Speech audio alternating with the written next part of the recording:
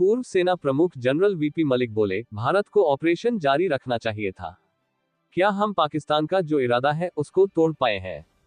क्या उनसे हम कोई कमिटमेंट ले पाए हैं? वह अभी नहीं हुआ है। बिल्डिंग या ट्रेनिंग कैंप दोबारा बन जाएंगे। उनके जो हथियार बर्बाद हुए हैं वे भी दोबारा आ जाएंगे। ऑपरेशन सिंदूर को लेकर शायद सरकार को मेरी सलाह होती कि एक दिन और ऑपरेशन जारी रखना चाहिए था। अगर कोई पॉजिटिव राजनीतिक बयान पाकिस्तान से आता, उसका इंतजार करना चाहिए था। उस दौरान शायद हम थोड़ी और चोट पहुंचाते। ये बात कोई और नहीं, भारतीय सेना के पूर्व प्रमुख जनरल वेद प्रकाश मलिक कह रहे हैं। इन्होंने पाकिस्तान के खिलाफ कारगिल युद्ध में सेना का नेतृत्व किया था। उन्होंने बीबीसी हिंदी से कई मुद्दों पर बातचीत की है और पहलगाम हमले के बाद, ऑपरेशन सिंदूर और उसके बाद भारत पाकिस्तान के बीच संघर्ष पर अपनी राय खुलकर जाहिर की। अब किनसे खतरा है? 16 मई को भारत के रक्षा मंत्री राजनाथ सिंह ने गुजरात के भुज एयरफोर्स स्टेशन का दौरा किया था। इस दौरान उन्होंने दावा किया कि पाकिस्तान ने भारत द्वारा नष्ट किए गए अपने आतंकवादी ढांचे का पुनर्निर्माण शुरू कर दिया है। इसी संदर्भ में हमने जनरल मलिक से पूछा कि ऑपरेशन सिंदूर के बाद क्या अब लश्कर ए तैयबा, एलईटी और जैश ए मोहम्मद जैसे संगठनों से भारत को खतरा है? जवाब में उन्होंने बताया, ये जो संगठन है, ये अपने आप कार्रवाई नहीं कर रहे हैं।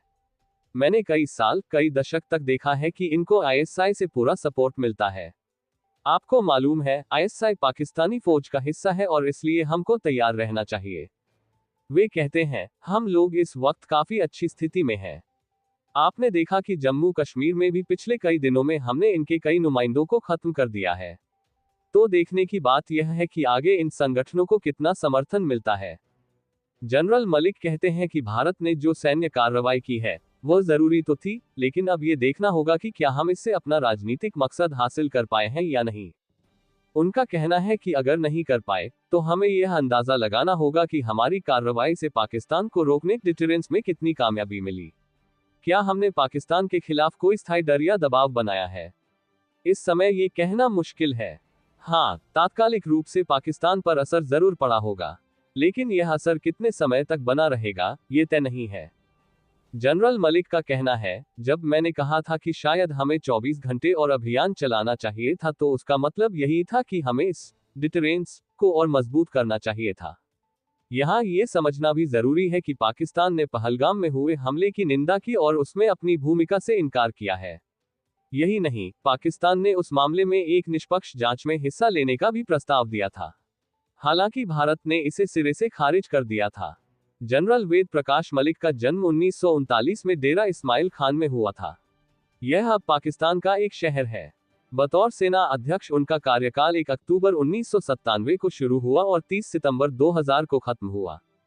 जनरल मलिक ने अपने करियर की शुरुआत जून 1959 में की थी। वे भारतीय सेना के सिख लाइट इन्फेंट्री रेजिमेंट का हिस्सा थे। रक्षा मंत्रालय के रिकॉर्ड के मुताबिक उन्होंने कारगिल युद्ध में नेतृत्व करने के अलावा चीन के खिलाफ साल 1962 की लड़ाई में भी हिस्सा लिया था। कुछ और सवाल भी हैं। कारगिल युद्ध के दौरान समय समय पर भारत अपनी कामयाबियों और नुकसान दोनों की जानकारी साझा किया करता था। इस बार भारत क्यों अपने नुकसान की बात बताने से कतराता नजर आ रहा है? और ऐसे मामलों में सच जानना कितना जरूरी है? यही नहीं, पाकिस्तान ने दावा किया कि उसने भारत के कई लड़ाकू विमान मार गिराए हैं।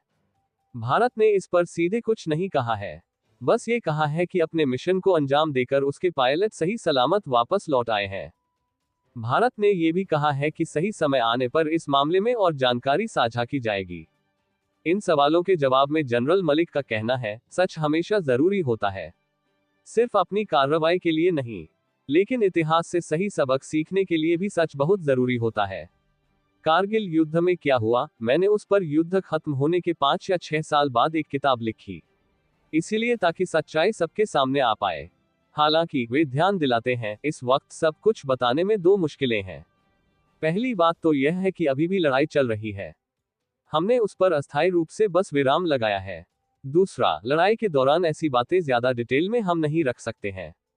ये जो नुकसान की बातें हैं, ये थोड़े दिनों बाद जब ठीक मौका मिलेगा तब सामने आएंगी। इसमें मुझे कोई शक नहीं है कि भारत उसको छिपाकर नहीं रखेगा।